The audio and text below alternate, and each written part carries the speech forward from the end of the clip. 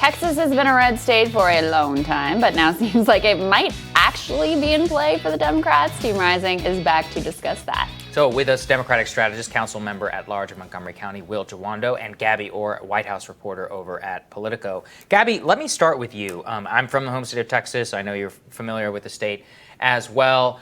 Ted Cruz and Beto O'Rourke both agree, this is according to the New York Times, that Texas actually could be in play, which I find crazy and kind of fascinating. And yet one thing I have seen is that the Trump campaign is spending almost no dollars on the ground there. I just saw that pro-Biden money is at $8 million for the week. Pro-Trump is at zero. Are they just utterly confident that they are going to win that state? And is it a mistake? They are totally confident that they're going to win Texas without any issues whatsoever. And look, I would just push back on the idea that Texas is a battleground in 2020. Usually the marker of a traditional swing state, a traditional battleground, is that there is money and blood, sweat, and tears being poured in by both campaigns in order to win the state. And you're just not seeing that, and you haven't seen that for most of this cycle. The one thing that's interesting about Texas, and I think it's certainly worthy of attention, is how difficult some of the down ballot races have become for congressional Republicans.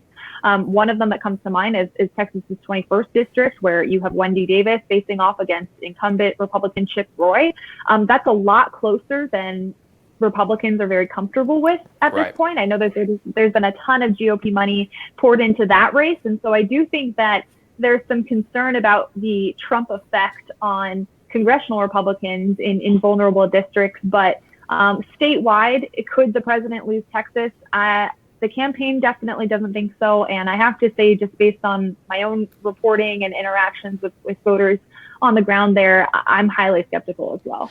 So right now, Will, Real Clear Politics has Trump up 2.3 in the average of polls. Nate Silver gives Trump 66, so like 2/3 chance of winning the state of Texas. How do you view it, and how do you think the Biden campaign is approaching it? Do they think they really have a shot there? Yeah, I would think those polls, me independently, those polls and Nate Silver and that, I think that's probably right. That's where it is. I think there's a couple things at play here. One, it's a testament to the state of the race in the money race that Kamala Harris can go down there and do a bus tour and spend some time and spend some money on air, as the Biden campaign is doing.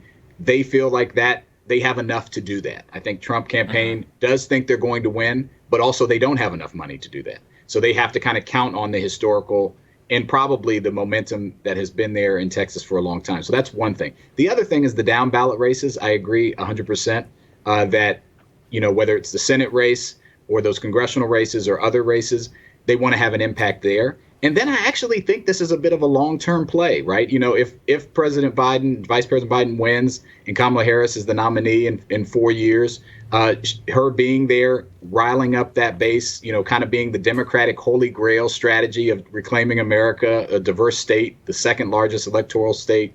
I think they want to continue to plant those seeds, and they feel that they're in a position to do so. And then who knows, maybe it does swing. Maybe those under 30 voters. One of the crazy things in the New York Times article, only 900,000 under 30 voters already voted. There was only 1.1 million last time, and we still have got 2 days of early voting. So I think most of those are probably Democrats. That's interesting. Gabby, this is one thing which you mentioned, which is even if it does go red, is that the down ballot stuff shows a very troubling trend, which is many of those districts for Republicans are gerrymandered, considering that white suburbanites are going to vote red. And that didn't happen this time, or is not happening this time. How is the Trump campaign thinking about this nationwide? Because that's basically the trend across the entire country. Well, I think that's part of the reason why you've seen the president's son-in-law, Jared Kushner, really press forward with a strategy of reaching out to Latino voters, reaching out to African-American voters. This is a strategy that got a lot of blowback internally in the campaign early on. They thought that the president's best strategy for winning re-election would just be to drive up turnout with his white blue-collar base. Non-educated white voters would be the key to another electoral college victory in 2020.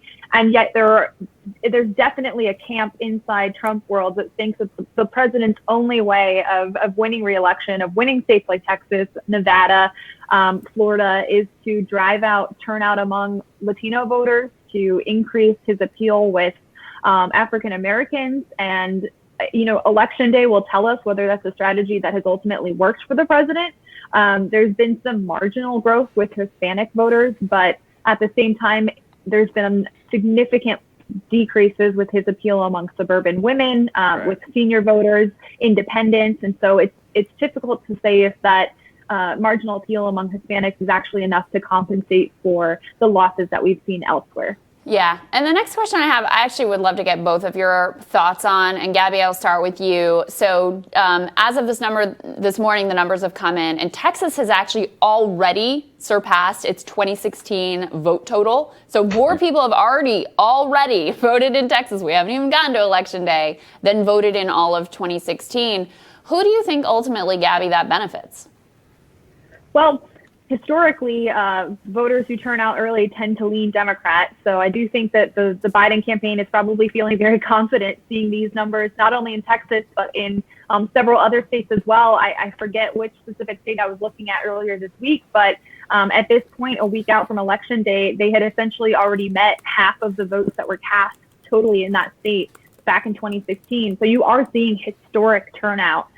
Which is something that the Trump campaign has been worried about all along. I think you've seen that just in their messaging, which is indicative of probably how they feel the race might be going if you do continue to see these early voter numbers in a number of battleground states. What do you think, Will? I think it is troubling for Republicans and promising for Democrats. As you mentioned, that is a amazing stat that is being repeated in other states.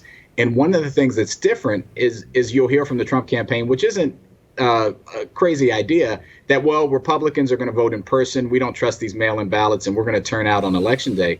And while I think many will, the converse, I think, is true on the Democratic side, where you have messaging from Attorney General Holder and me and so many others. If you got a ballot, walk it in. If you don't have one, show up, stand in the rain, do what you have to do. Michelle Obama's message. And I think you're going to see dramatic turnout on both sides. And if we already have a lead built up, I think you know where that's going to land. Yeah. Oh, that'll be interesting. Thanks, guys. Appreciate it. Happy Halloween. Enjoy the weekend, guys. Thanks. Be safe. Next on Rising, Elizabeth Warren is making her pitch for a major Biden administration post. We're going to tell you about that when Rising continues.